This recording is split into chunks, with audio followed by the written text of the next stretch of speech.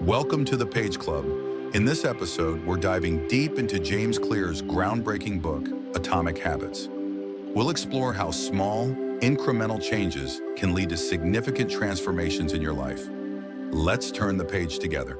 Hey everyone, ready for another deep dive? Always. Today we're tackling Atomic Habits by James Clear, all about how to make lasting changes by building better habits. Such a good one. It really is. It's all about the small things adding up to big results. Yeah, it's not some magic overnight transformation. Definitely not. It's more about understanding the science behind habits and how to make them work for us. You know, Clear says this really powerful thing at the beginning of the book. What's that? He says, "You are what you repeatedly do."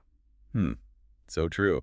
It's not just about the goals we achieve, but about who we become along the way. Exactly. And he talks about how habits are like votes for the kind of person we want to be. That votes. Yeah, like every time you choose to eat a healthy meal, you're casting a vote for a healthier you. I like that. So it's like we're constantly building this case file for our future selves. Exactly, with every action we take. So if we want to change, we need to change our habits. But how do these habits actually form?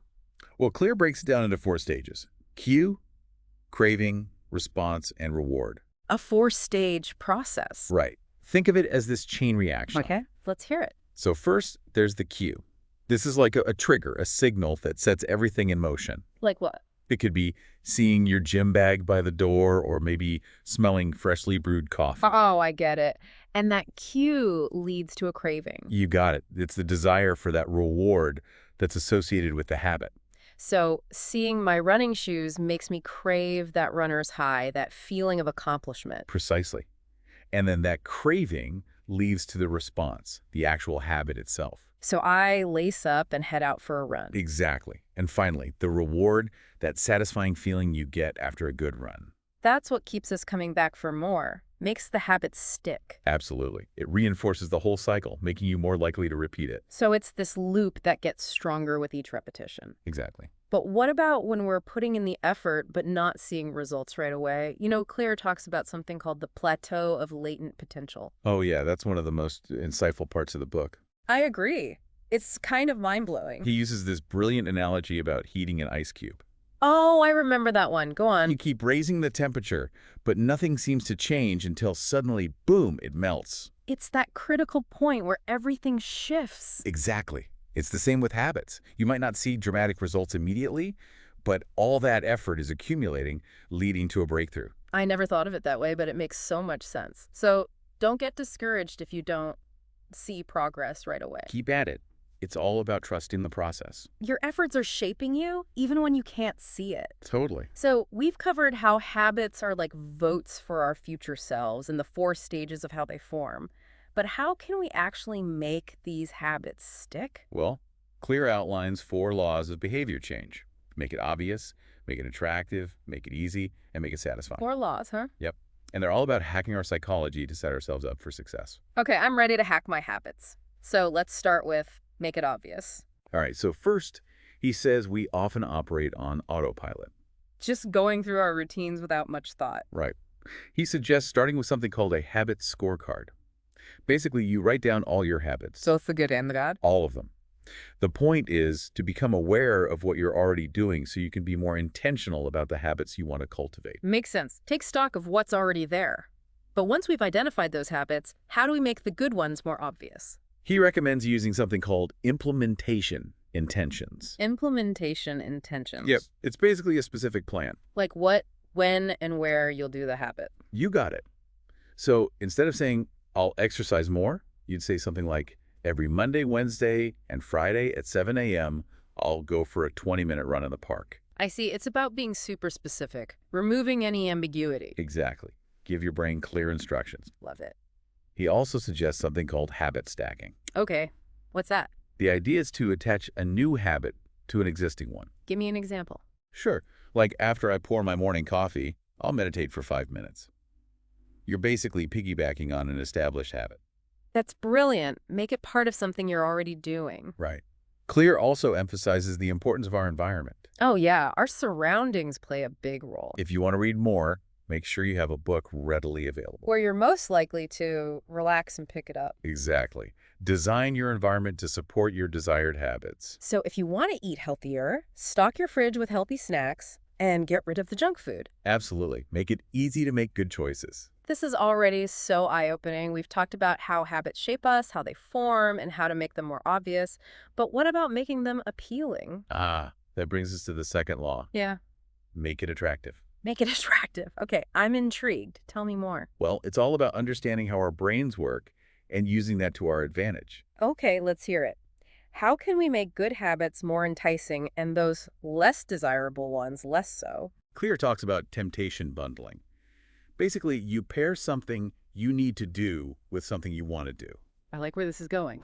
So, for example, say you want to listen to your favorite podcast, but you also need to exercise. I do that all the time. Perfect. So you bundle those two activities together. Listen to your podcast while you walk or work out. So smart. You're basically rewarding yourself for doing what needs to get done. Exactly. Yeah. It makes those less desirable tasks more enjoyable. And Clear also highlights the power of joining a culture where your desired behavior is the norm. Oh, like finding your tribe, the people who already embody the habits you want to build. You got it. Surround yourself with people who share your values and can support you on your journey. It's like that saying, you are the average of the 5 people you spend the most time with. So true.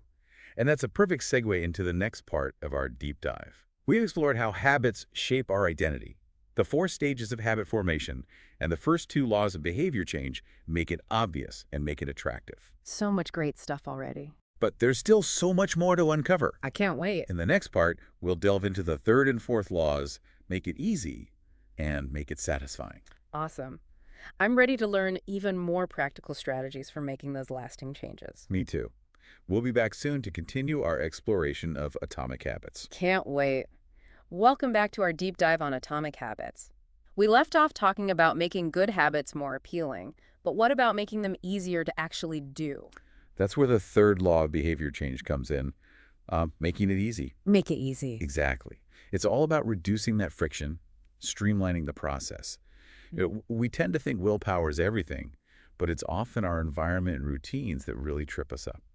I can see that. If it takes a ton of effort to do something, I'm way less likely to stick with it. Right. So Clear talks about this idea of reducing friction. Okay. It basically means minimizing the steps between you and your habit. So like what? Well, let's say you want to start meditating every morning. Okay.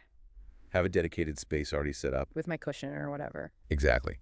Or if you're trying to drink more water, keep a full water bottle on your desk. So it's ready to go. Right there. No excuses. Makes it easier to just jump in. Exactly. And speaking of making things easy, there's this really cool concept Clear introduces called the 2-minute rule. Oh, yeah, I've heard of that.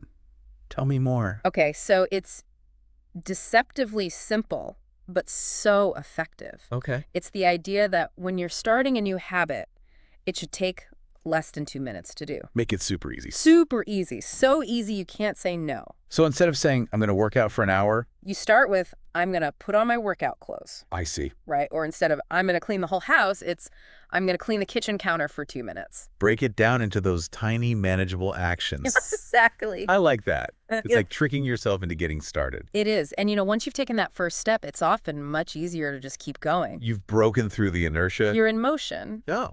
And Clear also talks about the power of technology. Oh, interesting.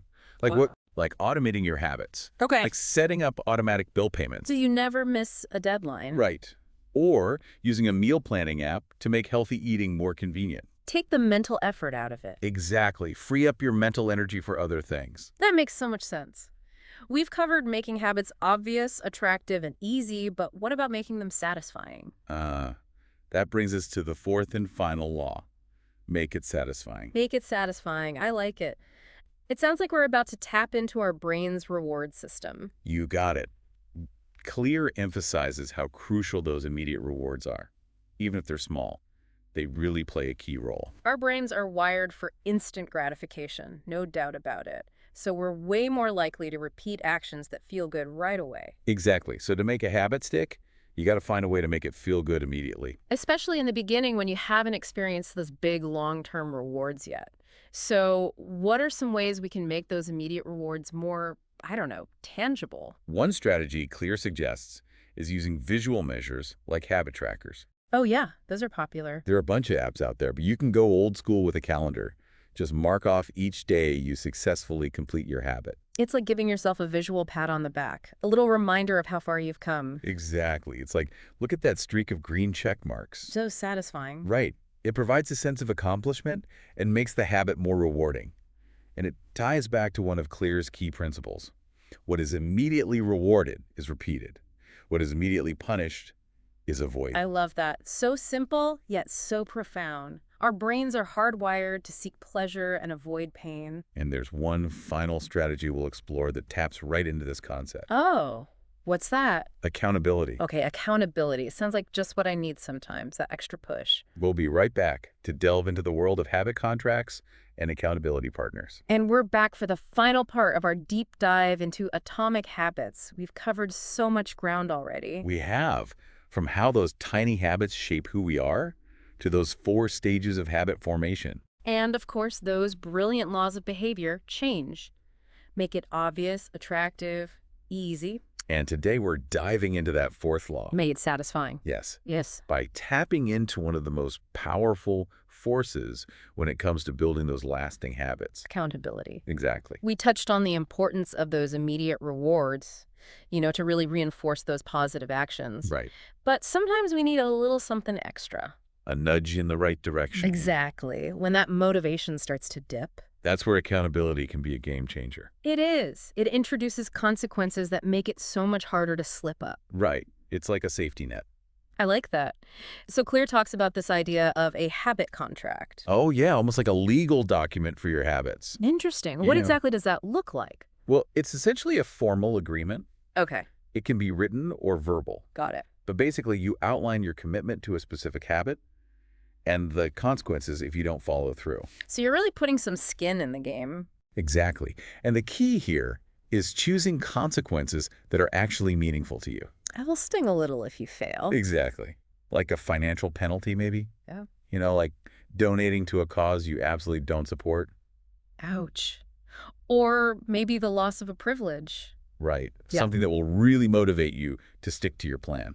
So it sounds like it's all about that external motivation. Clear shares this great example in the book about Brian Harris. Oh, yeah, the entrepreneur. Right. He wanted to lose weight, so he made this habit contract with his wife and personal trainer. I remember that story.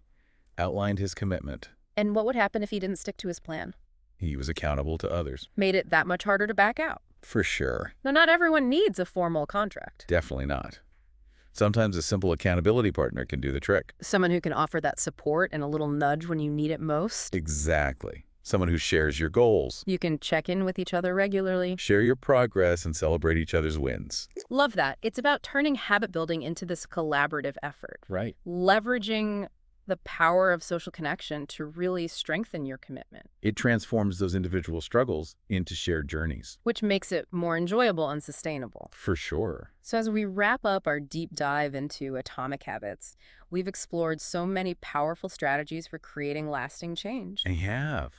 And it's not about those grand gestures or overnight transformations. Yes, those small, consistent actions Those atomic habits. that compound over time. And as you continue to explore this fascinating world of habit formation, just remember that every action you take is a vote for the type of person you want to become. That's a powerful takeaway. It brings us full circle to that core idea. You are what you repeatedly do. So choose those actions wisely. Make them obvious, make them attractive, make them easy, make them satisfying, and find ways to stay accountable. Yes. And remember, building better habits is a journey, not a destination. Enjoy the process Celebrate those small wins. and trust that with each tiny step, You're becoming the best version of yourself. that's it. Thanks for joining us on this incredible deep dive into atomic habits. We hope you've gained some valuable insights. And feel inspired to start building those atomic habits that will lead you to the life you desire. We'll see you on the next deep dive.